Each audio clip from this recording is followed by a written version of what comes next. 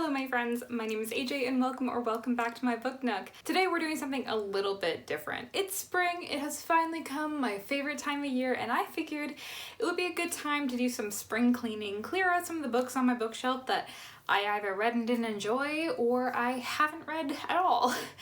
And I thought that it would be fun to share that with all of you so that you all can see the books that I either don't feature on the channel or the books that I do and just don't plan on keeping around. But either way, I thought it'd be fun to do a little book unhaul with all of you today. And don't worry, these places will be very soon filled with new ones. Okay, I've broken them down into sort of categories because some of them I feel like the explanation behind them is just like the same. So the first three I have are these 3 books of poetry. We've got Habitant Poems by William Henry Drummond. The Penguin Book of English Verse. This one has a bunch of things by Shelley, and there's some Dickinson in here, Henry David Thoreau, Emily Bronte, whole bunch of different very well-known people. And then the Magdalene and Other Poems. I think I picked all these books up either for free or for very low prices at a book sale because I was trying to get into poetry. It didn't work, in case you're wondering. I think I read through most of this one. It's Canadian, so I mean maybe I should keep it and do a Canadian author spotlight on this. But no, it's not exactly the kind of thing that I talk about on this channel. But yeah, I tried to go through some of them, but I couldn't really get into it. So I don't think there's much point in keeping any of them around. I don't have a lot to say about those ones, but trust me, there are some other ones that I will be getting into. The next book is another book that I actually haven't read, but this one is called Deep Blue. It is a book about mermaids. Again, I picked this up years ago, back when I would have been in the, demographic for it. And I just never got around to reading it. And at this point, I don't think I am going to, because I have other books that I am more interested in and other books that I am more excited to get into. And I don't know if I'm gonna want to read a book that I haven't even thought about since I got it, basically. As cool as mermaids are. The next set of books is another category. I have a lot of coffee table books, and I currently don't have a coffee table, so I don't really need to keep a lot of them around. I'm keeping some of them because they are things I find genuinely interesting, but there's a bunch of them that I have either looked through already and don't really need to keep around. Some of them I haven't looked at either. Again, I got these at a book sale for free because they were like, oh, we're closing, we're just gonna get rid of these anyway, so you might as well take them. So, the ones I've got one on Renaissance Florence and Invention of New Art. And it's sort of got like pictures of like Renaissance pieces and like information about that, which is definitely cool. I definitely find the Renaissance like a cool thing, but realistically, I'm probably not going to be reading this anytime soon. Another art one, we've got Dory's London. So if like you think of those drawings from like Charles Dickens novels, very sketchy pictures of London and sort of Industrial Revolution, Victorian London. This is the guy who drew them. Yeah, so it's just sort of about that. It's got some pictures of some of them, information about them. But yeah, it's just, I haven't looked through it since I've had it, and I'm probably not going to at any point, so realistically gotta give it away. This one I have actually read. It's called The 1940s House. It has to do with a, I guess, Channel 4 special where this family went and lived in this old house as if it were the 1940s. I thought that was a very cool idea. I thought it was a cool book. It talked a little bit about life, during World War II, and it talked about the different aspects of life, and it talked about clothing, and it talked about things that children did for fun, and it talked about cooking, and it talked about a lot of just very interesting stuff, and I found it very interesting, but again, it's not one I'm going to be reading again, so it's just taking up space. Alright, so then we have this one, which is a photo book actually, and it is Underwater Dogs. So it's just pictures of dogs underwater. That is genuinely all it is. But again, I've had it, I kind of flipped through it, but this is definitely sort of your, I think it's exactly what people would think of if they're thinking of a coffee table book. It's the kind of thing that you would just have in your coffee table for someone to flip through.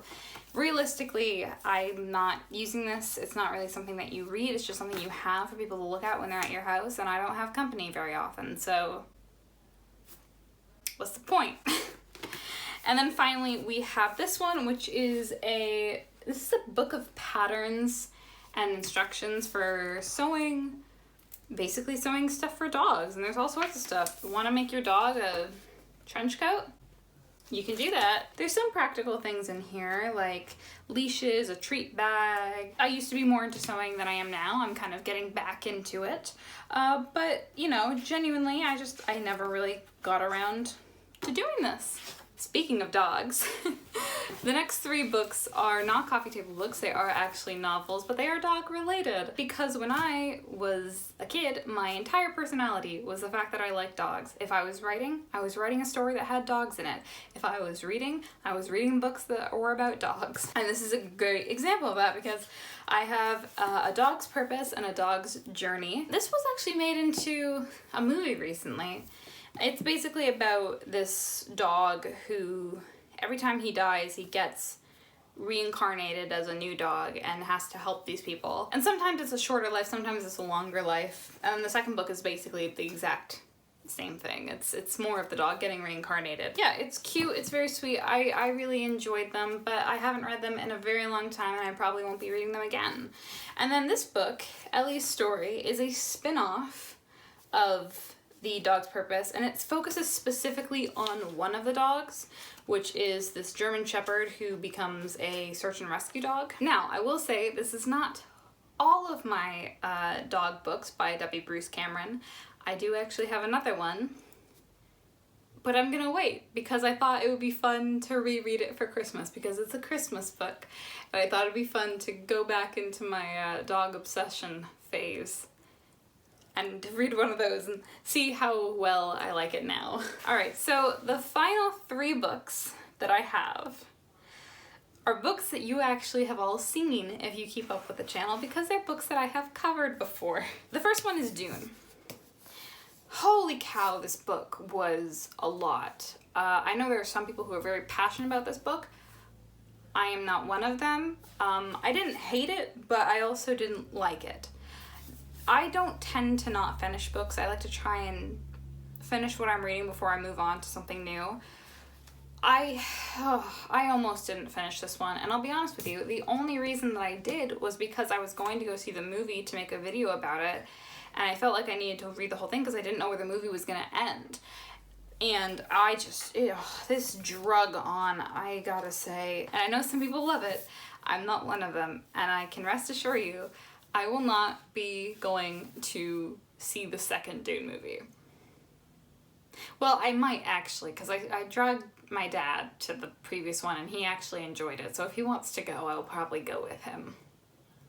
But you're not getting another video out of me. The next book is One Way or Another. This is a book I covered a couple years ago for Christmas. It is a Christmas rom-com where this girl has a lot of anxiety about making choices. And on Christmas, she has a choice of either going to a cabin with her childhood best friend and crush, or she has a chance to go to New York for Christmas, which is her dream, with her mom. And she doesn't know what to choose. And so we get to see her life kind of split in two and see what would happen for both of those options of whether she goes to the cabin or goes to New York.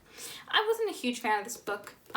It was alright, but I just felt like it had a lot of missed opportunities, and I just don't see myself wanting to read it again. And then the last book is American Royals. This is the most recent of these books that I've covered on my channel, and the thing with this book is the longer I have gone after reading it, the more I realize I didn't really enjoy it. It wasn't really what I thought it was going to be. And also there's just one character I could not get behind who ruined the whole book for me. And it's a character by the name of Daphne Dayton, who is like just an awful human being. And I don't like her at all. And she's not portrayed as an awful human being. She's shown as if we should have sympathy for her. But you really can't, because nothing she's doing is right. She doesn't think she's doing the right thing. She knows that she's doing this for herself. She's just not redeemable, and the fact that she's portrayed as if we're supposed to be rooting for her, it's an issue for me. And I know I haven't read the next book, and I think there may even be a third one. I haven't read those. I don't plan to. And you may be saying, oh, but AJ, if you read those ones, you'll see that we're not supposed to root for her. Like, we're actually supposed to see that she's not doing good things. And it's like, yeah, obviously, but that should really be clear in this book, and it's not. I think what I've realized about this channel is that when I read a book that I don't like, I don't want to bash it, because I recognize that it's really, really hard to write a book, and it's really, really hard to get it published, especially traditionally. I'm in the process of self-publishing a romance novel that I wrote right now, and even that is just so tiring, and the process of writing that and editing that, a lot. It's just a lot. And so I can't imagine having to do that and then also having to go through querying and finding an agent and you know, getting a publisher to pick up your book. I can't imagine what that must be. And so I always try to have a little bit of grace for those people who write a book and it's not really something I'm a fan of, because I know that there are other people who may enjoy it. So I try not to say a lot of bad things and just sort of give constructive criticism and my own personal opinion without being too harsh on this channel. But as you can see, after it's festered a while, books that are just, they're alright, kind of go into the, I really don't like these books at all. Alright, so that is all of the books from my book Unhaul. That is 15 total books, with 5 of them being my collection of coffee table books, 3 of them being books that I've covered on this channel, 3 of them being poetry, 3 of them being books that I read a lot in my childhood, and 1 of them being a book that I just have never read. But yeah, I hope you enjoyed this video. I hope it gave you a little bit of insight into the kind of things that I have on my bookshelf that I don't talk about on this channel. But that's it for me today. I hope you enjoyed. If you did, feel free to hit that thumbs up button and let me know, and go ahead and hit that subscribe button and stick around so you can be notified for when my next video comes out. Just a little heads up, my next video is gonna be on the new season of Shadow and Bone. I have a lot of thoughts and a lot of things to say. But that's it for me today. I hope you enjoyed, and I will see all of you lovely people in the next video. Bye!